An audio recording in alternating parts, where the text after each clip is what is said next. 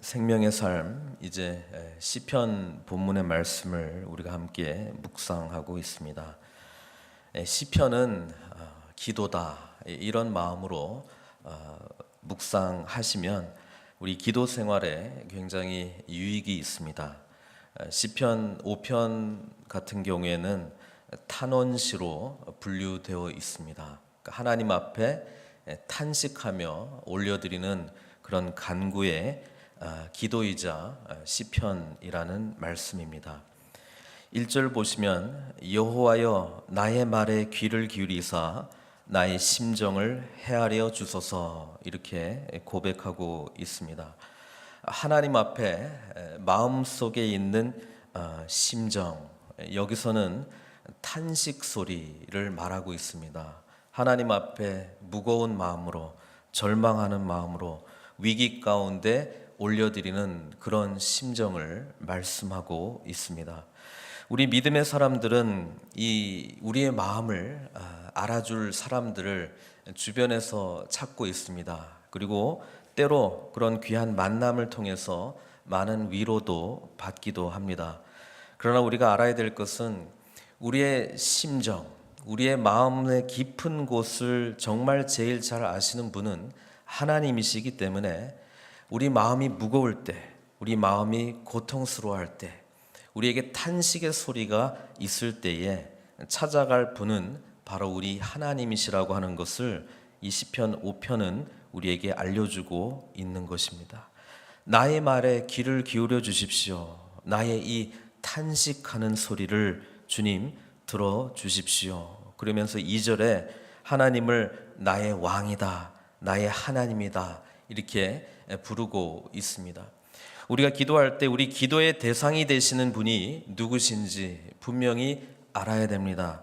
이 시편 기자는 나의 왕이다, 특별히 모든 삶을 주관하시는 그런 왕으로라기보다는 뒤에 나오는 이런 악인들과 이런 모든 악행하는 자들과 하나님의 이 의가 아니라 불의한 삶을 살아가고 있는 자들, 그리고 그것 때문에 고통받고 있는 하나님의 말씀 앞에 온전히 순종하려고 하는 의인을 향하여 하나님께서 왕의 재판, 왕의 심판, 왕의 그런 모습들을 나타내 달라고 지금 기도하고 있는 것입니다. 나의 왕, 나의 하나님이여, 내가 부르짖는 소리를 들으소서. 내가 주께 기도하나이다. 우리 믿음의 삶을 살 때 세상은 만만치 않습니다. 말씀대로 순종하는 삶을 세상은 어리석은 삶이라고 이야기합니다. 바보같이 희생만 당하고 그렇게 어리석게 사는 모습으로 우리를 조롱하고 또 때로는 그것을 이용합니다. 그럼에도 불구하고 지금 이 시편 기자는 하나님 앞에 서 있습니다. 왜냐하면 하나님의 말씀대로 순종하는 그런 의로운 삶은 결국 나의 왕이시고 또 나의 하나님이신 의로우신 하나님께서 가장 큰 은혜와 축복과 복으로 우리에게 주실 것을 믿고 있기 때문에 그렇습니다. 그러나 삶은 만만치 않습니다. 힘듭니다. 그래서 탄식 소리로 이 아파하며 부르짖는 기도로 하나님께 나아가고 있는 것이죠. 3절 여호와여 아침에 주께서 나의 소리를 들으시리니 아침에 내가 주께 기도하고 바라리이다. 이 어두움을 물리치는 햇볕이 비추는 바로 그 순간에 하나님, 이 어둠 가운데 있는 나로 이제 하나님의 공의의 빛을 비춰주셔서 이 아침에 나의 기도에 하나님 응답해 달라라고 하는 간절한 마음이 담겨 있는 것입니다. 나의 소리를 들으시리니, 왕이신 나의 하나님께서 반드시 나의 이 간구하는 소리를 들어주실 것이다 라고 하는 믿음의 고백을 올려드립니다. 그리고 내가 아침에 주께 기도하고 절망 가운데 있는 것이 아니라 하나님만 바라리이다, 하나님을 기대하겠습니다. 하나님께 내가 소망을 두겠습니다. 하나님께 내가 기도하고 있기 때문에 신실하신 하나님이 나의 왕이시고 하나님이시기 때문에 제가 절망하지 않겠습니다. 그 고백을 3절을 통해서 올려드리고 있는 것입니다. 이제 시편 기자의 이 마음은 지금 자신을 너무 힘들게 하고 있는 사람들을 향해서 시선이 옮겨집니다. 4절, 주는 죄악을 기뻐하시는 신이 아니시니. 하나님, 저는 하나님이 누구신 줄 알고 있습니다. 주는 죄악을 기뻐하지 아니하십니다. 악이 주와 함께 머물지 못합니다. 오만한 자들은 주의 목전에 서지 못하고 주는 모든 행악자를 미워하시는 줄을 제가 알고 있습니다. 거짓말하는 자들을 멸망시킬 것을 알고 있습니다. 그들의 결국은 사망이고 멸망이라는 것을 알고 있습니다. 여호와께서는 피 흘리기를 즐기는 자와 속이는 자를 싫어하시는 것을 제가 알고 있습니다. 하나님 앞에 나의 왕 나의 하나님으로 고백하며 나아가는 이 시편 기자의 마음속에는 하나님은 거룩하신 분이시고 하나님은 의로운 분이시고, 그렇기 때문에 어떠한 악행자도 어떠한 불의를 일으키는 자도 하나님 앞에 결코 설 수 없다는 것을 고백하고 있는 것입니다. 이들은 하나님 앞에 설 수 없지만 지금 세상으로는 고통을 당하고 아파하며 탄식 소리로 하나님 앞에 부르짖는 바로 이 시편 기자는 7절 말씀처럼 하나님 앞에 온전히 나아갈 수 있다는 그 고백 속에 소망을 발견하고 있습니다. 오직 나는 주의 풍성한 사랑을 힘입어, 자신의 어떤 노력이나 자격 때문이 아니라 하나님께서 나를 택해 주시고 나에게 의로움을 주신 그 크신 하나님의 풍성한 사랑을 힘입어 주의 집에 들어가 주를 경외함으로 성전을 향하여 예배하리이다, 이렇게 고백하고 있는 것입니다. 죄를 짓는 자, 오만한 자, 거짓말하는 자, 피 흘리기를 즐겨하는 자가 아닌 하나님의 의로운 길을 향해서 나아가는 자, 그러나 그러면서도 고통하고 탄식하는 자인 나는 주의 풍성한 사랑을 힘입어서 주의 집에 들어가 주를 경외함으로 성전을 향하여 예배하리이다. 이게 바로 하나님 앞에 의로움을 가지고 정말 주님 앞에 참된 예배자로 서고 있는 모습을 우리들에게 말씀해주고 있는 것이죠.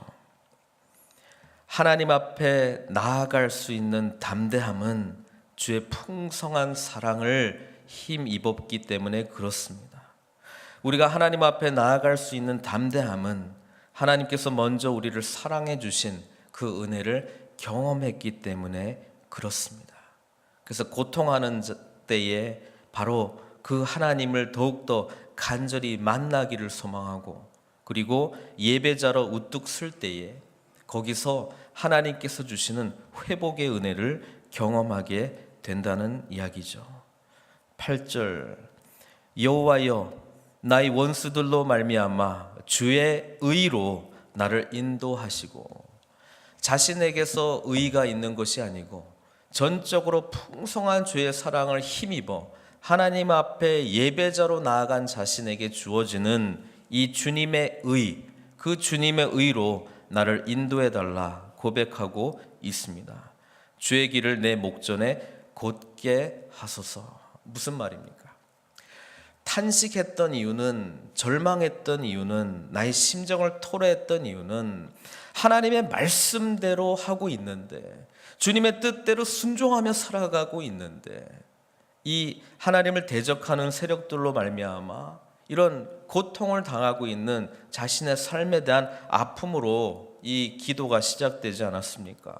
그러나 주님의 풍성한 사랑이 다시 기억되고 경험되고 예배자로 다시 나아가기 시작할 때에 오히려 하나님, 이 길을 제가 끝까지 순종함으로 나아가겠습니다. 하나님, 이 길을, 주님께서 허락하신 이 의의 길을 제가 믿음으로 나아가겠습니다.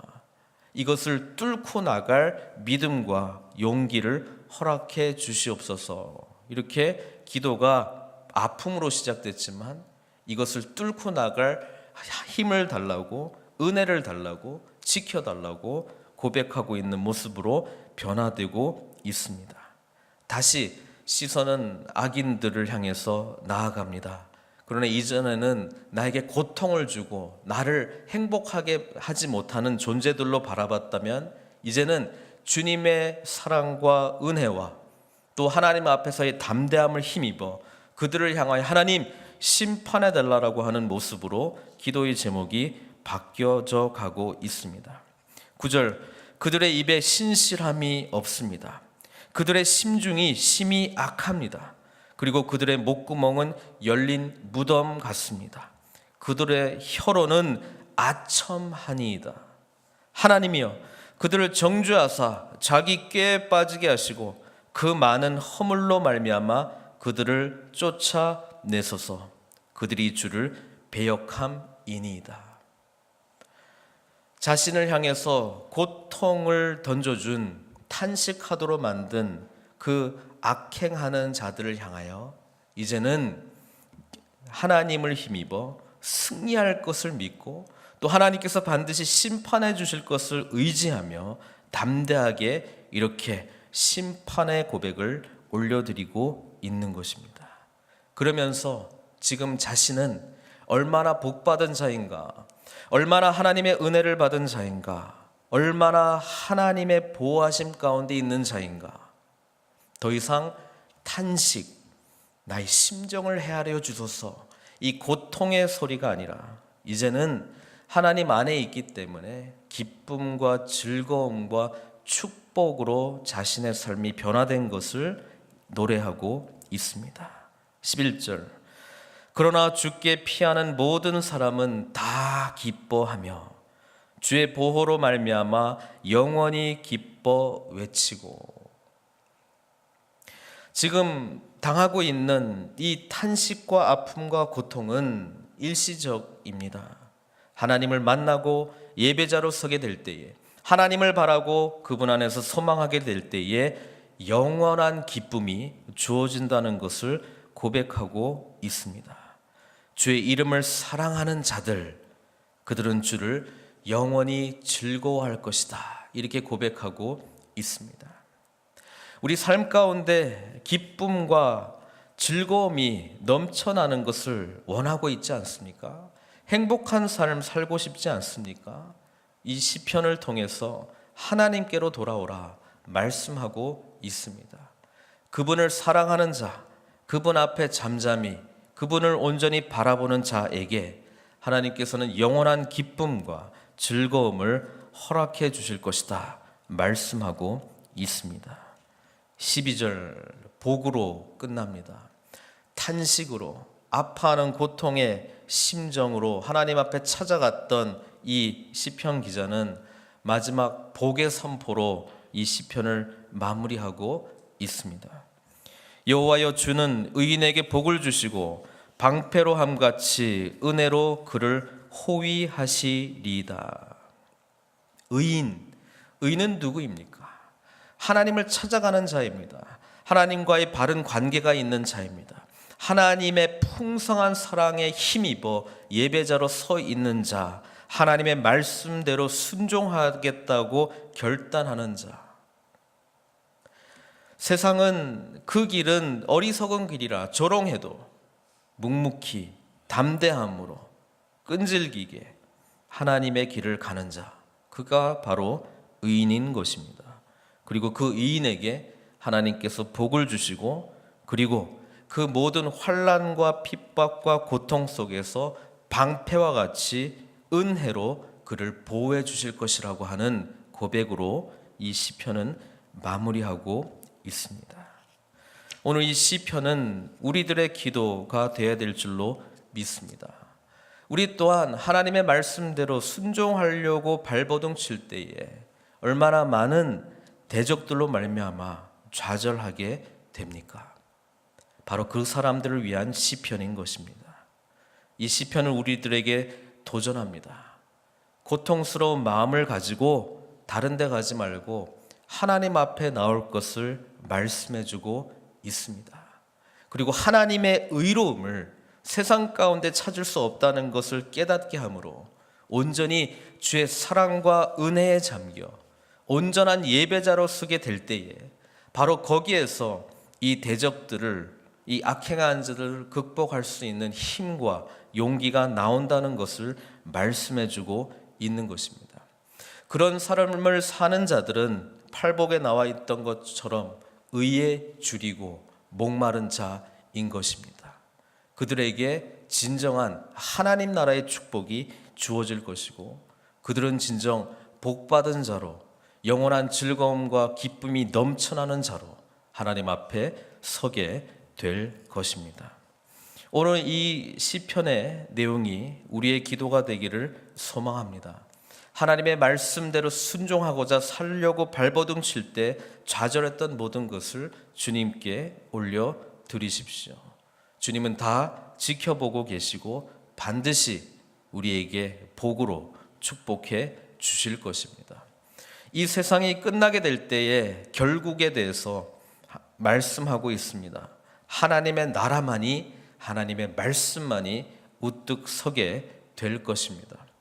그 마지막의 종말을 향해서 우리에게 요구하시는 하나님의 마음은 전적인 신뢰, 그리고 말씀에 대한 전적인 믿음과 순종인 것입니다.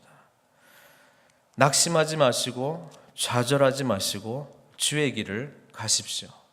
주의 길을 묵묵히 갈 때에 하나님께서만 주실 수 있는 복과 기쁨, 즐거움을 누리게 될 줄로 믿습니다. 그 은혜가 저 여러분들 가운데 충만하시기를 주님의 이름으로 축원드립니다.